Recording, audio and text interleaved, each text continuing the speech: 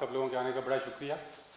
आज मैं ये बताना चाहता हूँ कि इस वक्त दुनिया में कोविड का चैलेंज है हर तरफ, लेकिन दुनिया को इससे बड़ा चैलेंज जो इस वक्त सामना करना पड़ रहा है वो क्लाइमेट चेंज का है, मौसमियाती तब्दीलियों का है।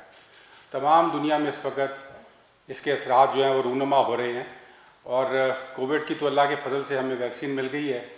क्लाइमेट चेंज की कोई वैक्सीन नहीं है और इसको तमाम दुनिया ने मिलकर कोऑपरेशन के साथ, ट्रस्ट के साथ और एक दूसरे के साथ मिल बैठकर कलेक्टिवली इस मसले को हल करना है।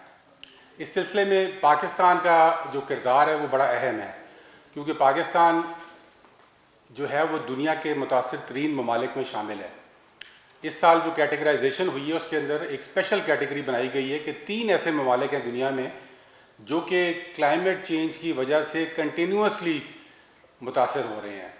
वो ममालिक हैं पाकिस्तान, फ़िलीपींस और हैटी, और ये पिछले 10 साल से टॉप 10 लिस्ट के अंदर कंटिन्यूसली मौजूद हैं, क्योंकि यहाँ पर असरात जो हैं हमारे ग्लेशियर्स की वजह से, हमारे मानसून की तब्दीली की वजह से, बारिशों के गलत टाइमिंग की वजह से, बारिशों की शिद्दत में इजाफे की वजह से और सी लेवल राइज यानी कि समुंदर के कटाव और समुंदर का ज़मीन की तरफ आने की वजह से हमें तमाम क्लाइमेट चेंज के जो असरात हैं उनका सामना है। लेकिन इसके बावजूद पाकिस्तान वो मुल्क है जो कि इसको कंट्रीब्यूट नहीं करता है इस प्रॉब्लम के अंदर। हमारी जो मिशंस हैं वो 1% से भी कम है। अब इस सूरत हाल के अंदर कई ऐसे ममालिक हैं जो कि कुछ भी नहीं कर रहे, जो कि अब इसके ऊपर कोई एक्शन नहीं ले रहे। लेकिन पाकिस्तान एक ऐसा मुल्क है जो कि कंट्रीब्यूटर तो नहीं है, लेकिन उसने दुनिया में एक लीडरशिप रोल अपनाया है इसके सलूशन के लिए, और उसमें प्राइम मिनिस्टर इमरान खान साहब का जो विज़न है वो इस वक्त तमाम दुनिया में उसको माना जा रहा है कि वो एक ऐसा विज़न है जो कि दुनिया को के लिए मशले राह है और दिखा रहा है दुनिया को कि हमने नेचर को कैसे इस्तेमाल करके क्लाइमेट चेंज के इशू को एड्रेस करना है। और हमारा जो 10 बिलियन ट्री सुनामी का मंसूबा है जो कि इस वक्त अल्लाह के फजल से अपने पूरे मोमेंटम के साथ तमाम प्रोविंसेस में चल रहा है। मैं अभी बलूचिस्तान और सिंध का दौरा कर आया हूँ और वहाँ पर हमने उसके पूरे प्लान बनाए हैं जिसमें ज़्यादातर मैंग्रोव्स के ऊपर हम फोकस कर रहे हैं और 1 लाख एकड़ मैंग्रोव जो है उसका इजाफा कर रहे हैं 2023 तक। ये मैंग्रोव्स 4 गुना कार्बन स्टोर करते हैं और पाकिस्तान के साहिल को समुद्री जो कटाव है उससे बचाएंगे। इसके साथ साथ सिंध के अंदर हम जो रिवराइन फॉरेस्ट है 50,000 एकड़ उसके अंदर इजाफा कर रहे हैं। कोयटा के अंदर चलगोज़ा फॉरेस्ट है ज़ोब के अंदर, हम उसके अंदर इजाफा कर रहे हैं इस प्रोजेक्ट के तहत। और उसके साथ साथ कोयटा, कराची, सक्कर, हैदराबाद, इन शहरों के इर्द गिर्द अर्बन फॉरेस्ट वहाँ पे लगवा रहे हैं। अब ये प्रोजेक्ट अल्लाह के फजल से इसके 70 करोड़ जो हमारा टारगेट था वो हम अचीव कर चुके हैं और इंशाल्लाह जैसे कि हमने वादा किया हुआ है इंशाल्लाह जून तक हम इसके 1 अरब का टारगेट को अचीव करेंगे। ये एक ऐसा प्रोजेक्ट है जो कि दुनिया में, जैसे मैं कह रहा हूँ कि मशले राह बना हुआ है। आज की अनाउंसमेंट है कि सऊदी मोहम्मद बिन सलमान जो सऊदी प्रिंस हैं उन्होंने 10 बिलियन ट्री प्रोजेक्ट अनाउंस कर दिया है सऊदी अरेबिया के लिए। और सऊदी अरेबिया जैसा मुल्क जो है उसको हमने भी लिखा है कि हम पूरी कोऑपरेशन के लिए तैयार हैं अपने बरदराना मुल्क के साथ, क्योंकि हमें इसमें 3-4 साल का एक्सपीरियंस है।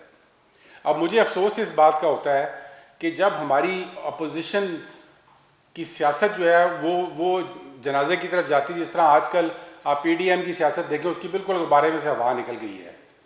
जब उनकी उस सियासत का जनाजा उठता है तो वो बिलियन ट्री की सियासत शुरू कर देते हैं। तो इस बिलियन ट्री की सियासत में पहले भी कह चुका हूँ कि खुदारा इसके ऊपर सियासत मत करें, ये पाकिस्तान के बका का मंसूबा है। अब आज सुबह एक अपोजिशन की हमारी नुमाइंदा हैं शरी रहमान साहिबा, पढ़ी लिखी खातून हैं, लेकिन उन्होंने कुछ ऐसे ट्वीट किए कि जी ये अमेरिकी कॉन्फ्रेंस एक हो रही है, उस पर पाकिस्तान को इसलिए नहीं बनाया कि पाकिस्तान ने अपना बजट कम कर दिया है प्रोजेक्ट का। उसके मुतालिक मैं थोड़ी सी वजाहत पहले करना चाहता हूँ कि इस वक्त इस प्रोजेक्ट का बजट जो है पिछले साल हमें 7.5 अरब रुपए इस प्रोजेक्ट में मिले। हमने पूरे 7.5 अरब रुपए खर्च किए, 100% यूटिलाइजेशन थी फंड्स की। इस साल हमें 5 अरब रुपए मिले और वो 5 अरब रुपए की हम यूटिलाइजेशन कर चुके हैं और हमने प्राइम मिनिस्टर साहब से मज़ीद 5 अरब मांगे हैं। सिर्फ 3 मिनिस्ट्रीज़ हैं पाकिस्तान में जिन्होंने मज़ीद पैसे मांगे हैं ताकि वो अपने प्रोजेक्ट्स को और बढ़ा सकें। और हमारी उनमें से एक मिनिस्ट्री है जिसने मज़ीद 5 अरब की एलोकेशन मांगी, जो कि प्राइम मिनिस्टर साहब ने मंजूर कर दी है। तो इंशाल्लाह हम इस साल 10 अरब रुपए इस प्रोजेक्ट के ऊपर लगाएंगे। अब इसको कंपेयर करें उन लोगों के साथ जो पीपल्स पार्टी और नून के ज़माने में क्लाइमेट चेंज मिनिस्ट्री, जो हमारी मिनिस्ट्री, उस पर क्या खर्चा हो रहा था। पीपल्स पार्टी के दौर में इस मिनिस्ट्री का बजट था 15 करोड़ रुपए, हम उस पर लगा रहे हैं 10 अरब रुपया। इन्होंने लगाया था 15 करोड़ रुपए, और आज ये रो रहे हैं कि जी आप क्लाइमेट चेंज पे फोकस नहीं कर रहे। जब मुस्लिम लीग नून की हुकूमत आई तो ये 15 करोड़ से बढ़ के 30 करोड़ का बजट चला गया इसका, और 3 साल तक 30 करोड़ का बजट रहा। और उसके बाद जब बिलियन ट्री केपी में कामयाब हुआ और उसकी तकलीफ फेडरल गवर्नमेंट को शुरू हुई तो उन्होंने इसका बजट बढ़ा के 80 करोड़ कर दिया, जो कि अच्छी बात थी क्योंकि एक अच्छे काम के ऊपर पैसा लगा रहे थे। लेकिन वो बजट भी 80 करोड़ रुपया था, उससे 10 गुना ज़्यादा बजट हमारी हुकूमत इस प्रोजेक्ट पे लगा रही है।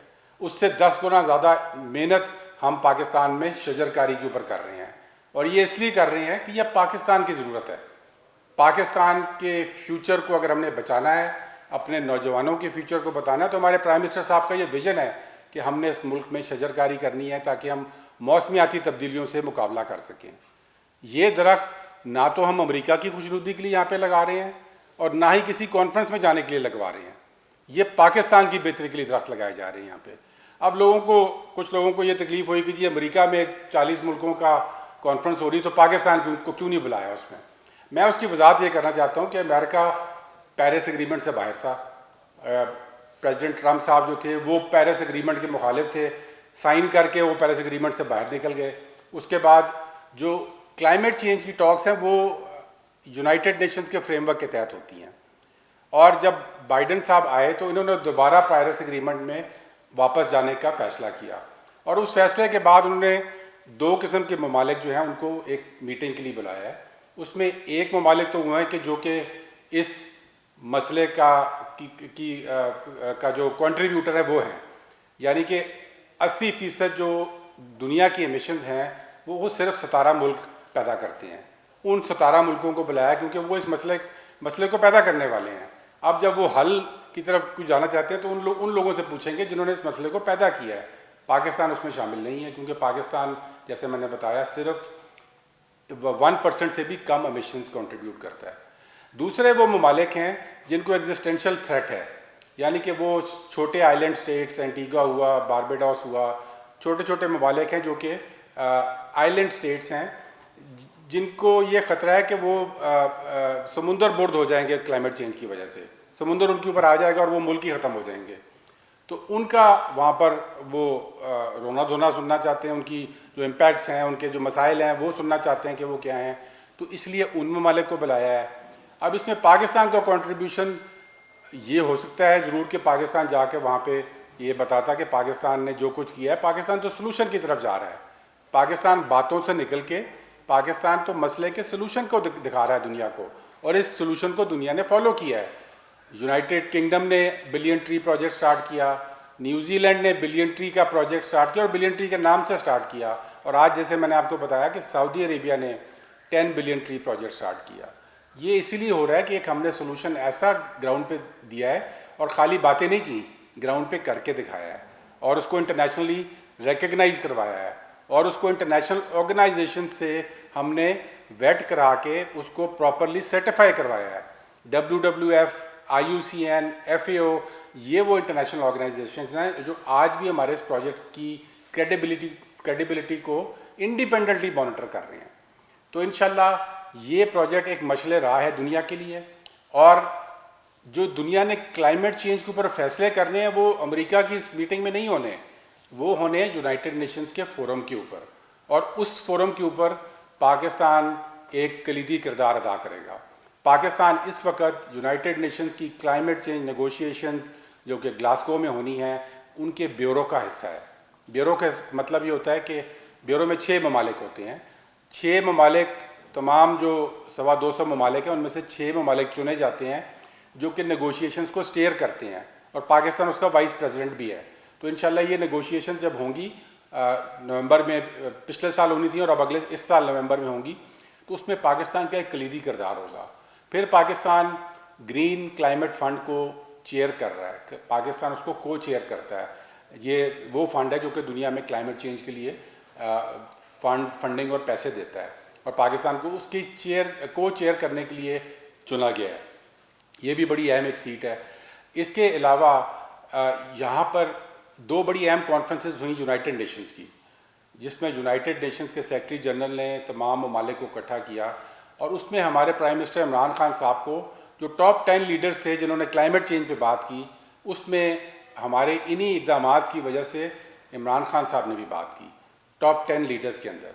इसी तरह जब बायोडाइवर्सिटी का कॉन्फ्रेंस हुई तो उस कॉन्फ्रेंस के ऊपर भी यूनाइटेड नेशंस के फोरम से सिर्फ 2 लीडरों को चुना गया जिन्होंने ओपन किया कॉन्फ्रेंस को। डेवलप्ड कंट्रीज़ की तरफ से एंजेला मर्केल साहबा से, जो कि जर्मनी की चांसलर हैं, और डेवलपिंग कंट्रीज़, तमाम डेवलपिंग कंट्रीज़ की तरफ से हमारे प्राइम मिनिस्टर इमरान खान साहब को चुना गया।